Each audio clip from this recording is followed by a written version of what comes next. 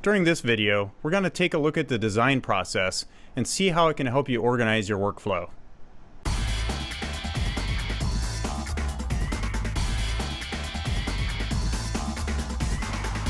The design process is an approach for breaking down a large project into manageable chunks. Architects, engineers, scientists, artists, and other thinkers use the design process to solve a variety of problems. Any process begins with a problem to solve or something to make. This is how we organize our projects. We begin with planning. Planning is all of the prep work before the construction of the piece. Planning can include searching for imagery and printing it, sketching, creating mock-ups or maquettes, doing research as video tutorial searches, or having conversations with collaborators. After your work is thoroughly planned, we move on to composing.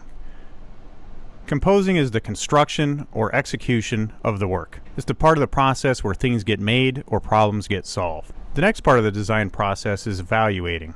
Evaluating should be an ongoing thing. There are two types of evaluations, formative and summative. Formative evaluations happen while you're constructing the piece, deciding what looks good, what looks bad, what's working, what needs to be improved, so on and so forth. At the end of the composing phase, there should always be some type of a critique.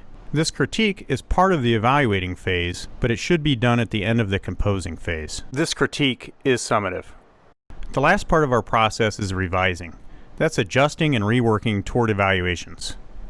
This is the most important aspect of our design process. It's how you become better at doing what you do. The key to revising is deciding what went well and applying those concepts to future projects. Bill Gates was quoted as saying, "I chose a lazy person to do a hard job, because a lazy person will find an easy way to do it." Although I don't advocate being lazy, finding the easiest solution or most efficient way of producing high-quality products is the name of the game to the design process. It's good practice to reflect on how the project's going while you're working on it.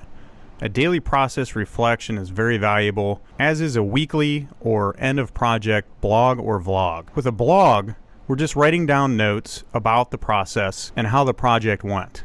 With a vlog, we would be recording a video or voiceover with the same content. Some example questions based on our design process might be, what is your project and what did you work on? What are some things that worked? And what are some things you learned? What are some things that didn't work? And what was difficult to learn? And what did you struggle with?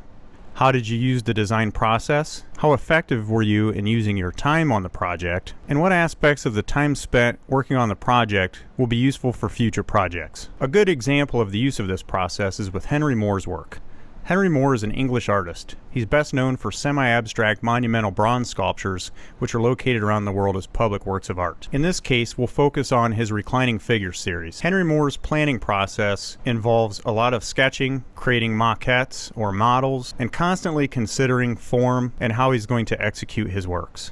During his composition phase, he creates work using classical media, and he's constantly evaluating what's going well, what needs to be changed, and he does formal critiques when a piece of work is finished. One of Moore's strengths is revision. He learns from failures, reworks, and makes new works with new skill sets. These are examples of reclining figures created using different materials and in different scale. While taking on large projects, use the design process to plan, compose, evaluate, and revise. This will allow you to be as productive, efficient, and effective as you can be while working towards your goals.